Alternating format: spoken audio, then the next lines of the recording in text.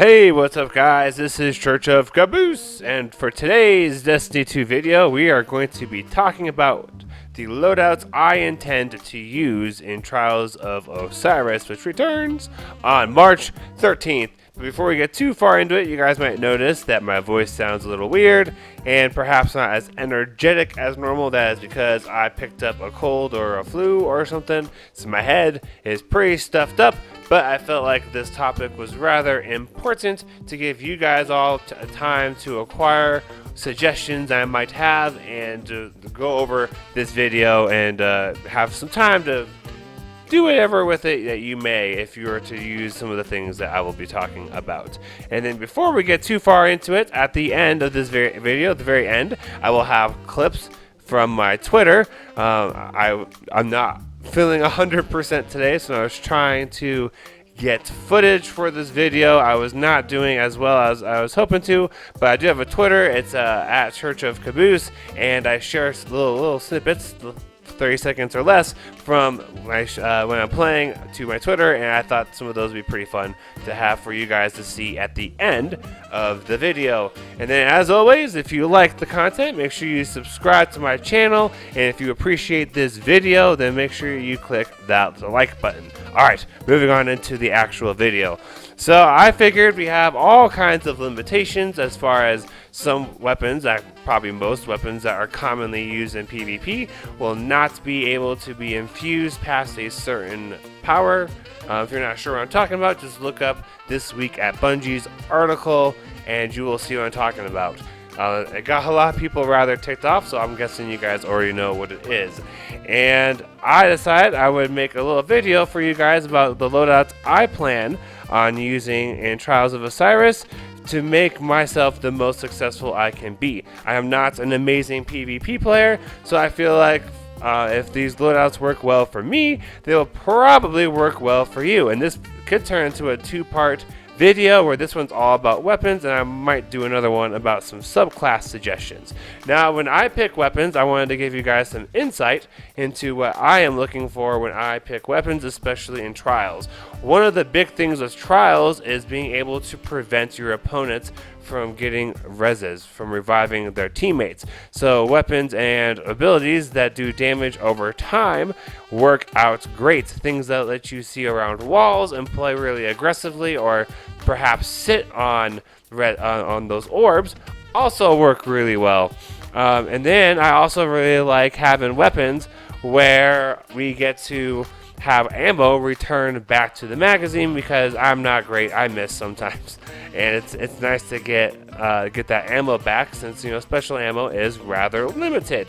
I also have a belief, and I'm seeing this as I was playing through Elimination over the last couple of days, snipers are going to become very meta. So I wanted to have some weapon options that let me fight against snipers and combat them, as well as some snipers that I would think would be great that I plan on using quite a bit. So that's some of my thought process, and as we get to each weapon, I will explain a little bit more. At the very end, before the Twitter clips, I will just share with you guys my personal favorite loadout so far, and the loadout I think I will probably be using a lot of, unless it just is not working for me for some reason. Alright, so on screen we're going to first talk about the Wish Ender. Most of these weapons, by the way, will be exotics. Wish Ender is great, especially if you are someone who's maybe not very aggressive in PvP or doesn't consider yourself to be very good. The main reason for Wish Ender is that you can pull back your bow, aim down sights, and you can wall hack and see where where the enemy is sitting at. This will allow you to tell your teammates, hey, they're over there. You can help with like flanking and keeping people trapped, as you just saw on screen. I was sitting back there. This was solo queue, but I knew those two teammates were pushing, and I was going to force that one dude to kind of move out a little bit out of some cover, and I could pluck him off because he probably wasn't going to be too worried about me, because the other guys are more on his radar. So Wish Ender has a huge advantage. It also does a lot of damage when you make a headshot. If you're at full draw and you hit someone in the head, it is almost a one-shot kill. Perhaps when Trials of Osiris is active and there's power advantage, maybe if you are a handful of lights above your opponent, maybe it'd be a one-shot kill to the head. And if so, this Wish Ender would probably be very useful to have, especially for someone who's like me and not fantastic at good old PvP. Downside would be is if you miss the head, it does take a little bit to pull back that drawstring all the way back, but if you are sitting back and you're not playing super aggressive, not a big deal. I would definitely pair a shotgun or something more close quarters with Wishender, just because if you miss, you need some time before you can pull back and let loose another arrow at max capacity. Alright, something else I would suggest you guys have would be Bastion on your character. I'm not going to have gameplay of that weapon just because it's brand new, so most people are familiar with the Bastion does. Basically, is a hard-hitting fusion rifle. I think this fusion rifle will be nifty because many of the meta fusion rifles, like Arantil, are losing their backup plan perk once Season of the Worthy drops, and it might fall into that category, and probably will, of weapons that cannot be infused. And so things like Wizened Rebuke and Arantil, especially Arantil, might have a very, very limited shelf, especially with the time limit and no longer having backup plan. So that would make Bastion very useful to have. Jotun would also be very useful to have since we're on that fusion rifle train. Jotun's a one-shot like rocket type thing. I'm sure everyone's been annoyed by it, so I'm not going to worry about having gameplay for that. Putting gameplay for all these weapons would have taken me a while. I would also suggest maybe having Bad Juju as an option. Bad Juju, while it's not necessarily amazing as far as just the bare bones what it does and its capabilities goes, but Bad Juju does give you back super energy as you get kills, and if you get a kill you get a reload and you kind of build up a sort of rampage type effect, which could be nifty in a 1v2 or a 1v3 scenario. Otherwise, the biggest perk to Bad Juju would be you get your super energy back, and for novices like us or mediocre folks, getting more supers will mean you'll probably get more kills, which would mean you would probably get more wins and get more wins on those cards, which means you would get more rewards. Then we've also got Thorn. Thorn is going to be pretty gnarly, I think. Thorn should be a very gnarly weapon to have. You might have recalled earlier that I mentioned something that is very useful in weapons are weapons that will delay or prevent players from being able to respawn their teammates. So if an opponent is taking damage, whether it's burned from an ability or just getting hit from a weapon, that teammate cannot res their fallen comrade. So Thorn will be a huge game changer. It was super prevalent in Destiny 1's Trial of Osiris, and I would imagine that Thorn will be very popular in this version of Trials of Osiris for a couple of reasons. One, it is a heavy hitter hand cannon. It does very well. It feels nice to use, and we have mods like hand cannon targeting that you can slap on a void helmet piece. Then another reason is one of the perks when you kill an enemy with the Thorn, it drops a green orb. Pick up the orb and you have a sort of rampage, and then you get auto reloaded, and that makes that weapon even stronger. Then finally, Thorn does burn damage. When you hit an opponent with a round of Thorn, you get some poison effect, and that would definitely delay being able to get a res. And this could make all the difference between you being able to get a little bit of health and keep something on a 1v1 to your teammates being able to rush in and prevent reses, because the other dude's just sitting there trying to be like, what the heck, why can't I revive them? Now, Thorn should be able to be a huge advantage for you and your team, and I expect that I will be using Thorn quite a bit, especially if I get tired of other loadouts. I'm just going to want to change things up a little bit.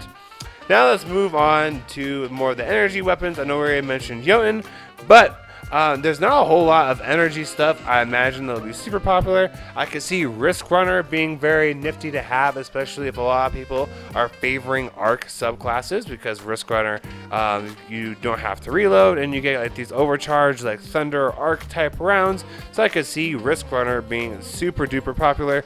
Lord of Wolves might be popular, but how it'll be used by me would be different, because the perk Release the Wolves is being changed, so you have like 0 accuracy, so you will have to be really close to your enemy in order to be consistently getting kills, but we'll have to find out exactly how that adjustment to the perk will actually play out. So now let's move on to the last energy weapon that I think I will probably use quite a bit of, and that will be Hardlight.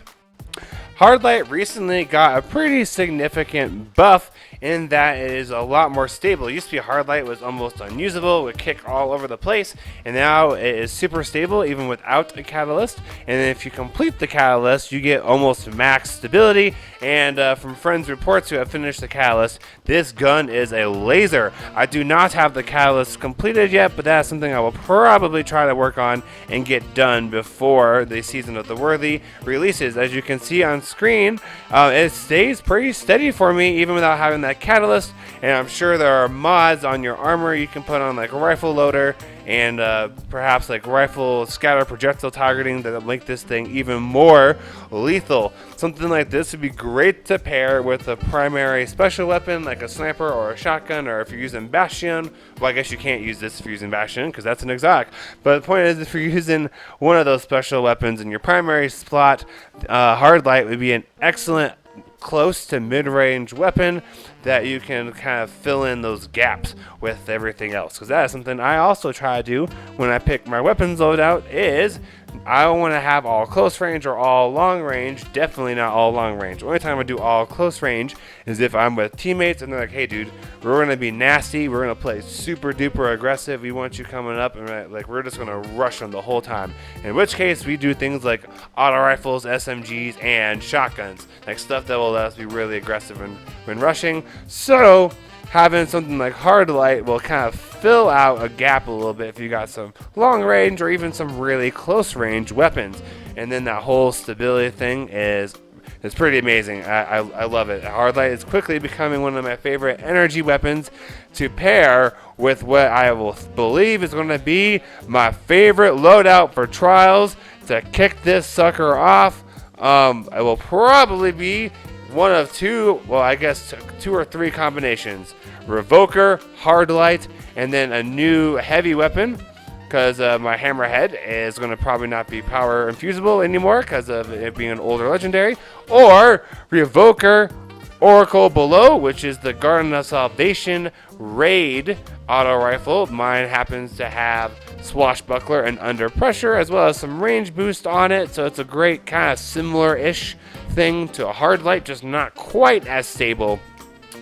And then I would have on Truth, because I left up that exotic slot, or Wardcliff Coil. Wardcliff Coil will probably be my more go-to off the bat, as long as I don't kill myself by accident, just because Wardcliff Coil has 8 rockets that track with each shot. If I pick up heavy ammo off of the ground, I do not have to reload my Wardcliff Coil, and I could potentially kill 2 to 3 of those teammates without them having to be super close together. Just kind of depends upon the tracking of the rockets, plus the catalyst for Wardcliff Coil makes the rockets track even more aggressively. So probably my absolute go-to off the bat is going to be Revoker, Oracle Below, and Wardcliff Coil. The reason I love using Revoker is it forgives me for missing shots. I'm normally rather shy when it comes to taking shots with the sniper rifle, just kind of like doing peeks or someone's like moving and jumping. I'm kind of hesitant to take a shot. With the Revoker on, I just go for it. I just take the shot. If I miss, whatever, I just wait, have some trigger discipline, my ammo comes back, and I still have 2 rounds. Or if I take the shot, get the headshot, amazing, and I still have a round left, just have to practice a little bit of trigger discipline. The Revoker also is super snappy in a short zoom sight. I believe it's the only one with basically ambush sights from Destiny 1. However, the Trial Sniper, due to its frame appearance from the new trailer that came out, is rumored to be a similar build and perhaps the same kind of sight as the Revoker, so we'll have to see what these new trial weapons do to my loadouts I'm going to try and run with. Alright guys, I hope that kind of gave you an idea of my thinking behind why I'm picking what I am picking for going into trials. Basically, the main gist is have guns that I can use relatively easily. Revoker, by the way, I meant to mention this earlier, has a lot of aim assists intrinsically. Then you can throw in a targeting adjuster, which gives it even more aim assist. And then you can put a enhanced sniper mod or just sniper targeting mod, either one, onto your helmet that has to be avoid energy, and you get even more aim assist. so it's really easy for me to use this sniper rifle, which is one of the reasons why I've been absolutely loving using this thing in elimination. I anticipate snipers are going to be pretty dominant and prevalent in Trials. For some reason, in Trials of Osiris and Destiny 1, sniper rifles were commonly used by folks who could win 3v1s, and I believe it's because you could just bam, headshot out, and make it a 3v1 to a 1v2 or a 1v1.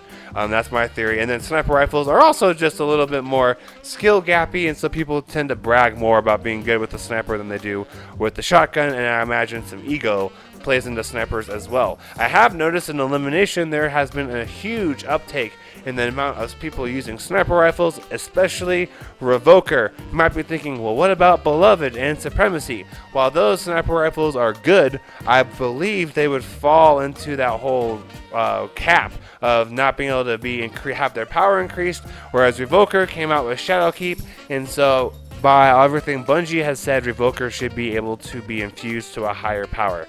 Alright guys, thank you all so much. I would love to have in the comment section where you guys tell me what loadouts you plan to use, what you think of my suggestions, were they useful, like did you think about trying to use something like Thorn to help prevent your opponents from getting revives on teammates, did you think about Revoker just for getting ammo back? I'm just kind of curious if these are just like no doughy, like we're not idiots church, or if someone's like, oh my gosh, I didn't even think about reses and how I can prevent reses and make up for myself maybe not being amazing and still get lots of wins in Trials. Alright guys, I'm just going to do my quick little outro. Right after is going to be 3 or 4 clips from Twitch, or not Twitch, from my Twitter account at Church of Caboose. They're almost all with sniper rifles, and then a couple of pulse rifles and oracle stories. I am Church of Caboose. As always, if you enjoyed the video, slap a like and subscribe. Have a great week and happy grinding, y'all. Your team is down. Fight in their stead.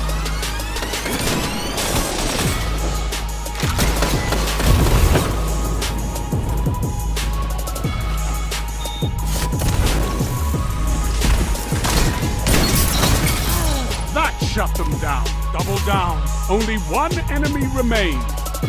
Don't let them catch their breath. Ha! You put him.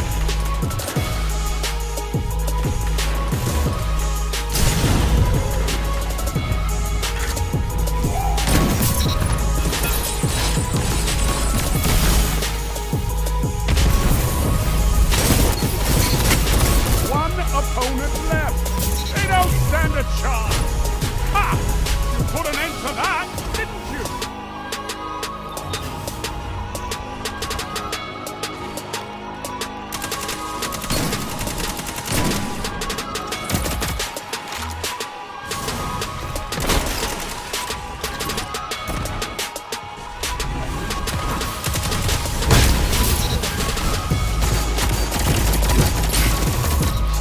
Only one enemy remains. Don't let them catch their breath. Opposing team eliminated. You're in the lead. Keep it that way.